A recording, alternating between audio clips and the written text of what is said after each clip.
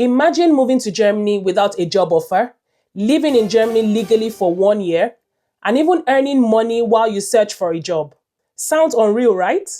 Well, in 2026, this is now possible with what is called an opportunity card, which is called a Chancenkarte in German. And in this video, I'm going to break down everything you need to know about the opportunity card, what it means, who qualifies for an opportunity card, how the point system works, documents you need, the costs involved, and exactly what you need to do to apply. So if you're interested in moving to Germany and you want to know more about this process, please keep watching.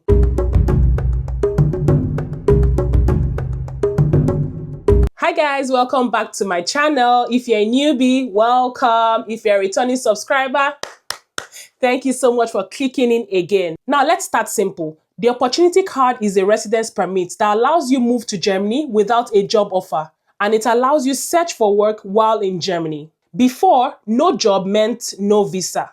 But now, with no job, you can still move to Germany. With this opportunity card, you can stay in Germany for as long as 12 months, that's 1 year. You can work part-time, that's 20 hours per week. You can do trial jobs, that's like running dry runs with different employers.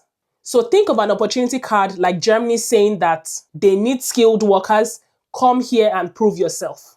That's essentially what an opportunity card entails. Now, the most important part of an opportunity card is the point system. It's essentially based on a point system. To qualify to get an opportunity card, you need to have a minimum of 6 points. So I'm going to break this down in the simplest way possible so you can calculate your own score by yourself. The first category of the points-based system is the qualifications. Within the qualifications bracket, you can get up to 4 points. So if your degree or training is fully recognized in Germany, you may already qualify directly. This is one of the highest scoring categories. That's the qualification category. The second category in the point-based system is your work experience. In this category, you can get up to 3 points. Your experience matters a lot. So essentially, if you have 2 years of work experience, you're getting 2 points. But if you have 5 years of work experience, you're automatically getting 3 points. So the more experience you have, the better your chances. The third category in this points-based system is your language skills. In this category, you can get up to 3+ points. I'll be explaining that shortly. In this category, many people either win or lose points. So I'll be breaking the language skills into both German and English. Under German, if you have an A2, you have 1 point. If you have a B1, you have 2 points. And if you have a B2, you have 3 points. So if you have a C1 in English, you have a +1 bonus point. So even basic German can boost your score and your job chances. The fourth category is your age. In this category, you can get up to 2 points. Yes, age matters here. If you're under 35, you already get 2 points. But if you're between 35 to 40, you get 1 point. So essentially, younger applicants score higher. Category 5, your connection to Germany. In this category, you can score up to 1 point. So if you've lived in Germany before, you'll be getting 1 point. So this could be either via study, via work, or even a long stay. So let me give a simple example quickly. Let's say you are 30 years old, you'll be getting 2 points. If you have 5 years of experience, you'll be getting 3 points. If you speak German on a B1 level, you'll be getting 2 points. So in total, you'll be getting 7 points, which means that you qualify. So the goal is simple. You need to reach at least 6 points to be able to qualify. So let's get into the basic requirements for a Chancenkarte. Even before the points, you must meet these requirements. You must have a degree or a 2-year vocational training that has been completed. You must have German A1 or English on a B2 level. You must have proof of funds, that's 13,000 euros per year. And you must have a health insurance. So let's talk about the documents that you're going to need for this process. And this is where many people get rejected, the documentation bit. So I'll be listing out a checklist of documentations that you need to have to be able to qualify or be eligible for the Chancenkarte. So you're going to need your valid passport, completed application form, and your passport photographs. In terms of your education, like I mentioned earlier, you need to have a degree or vocational certificate. You need to have your CV at hand. You need to have a German or English certificate. You also need to have a blocked account or a sponsor.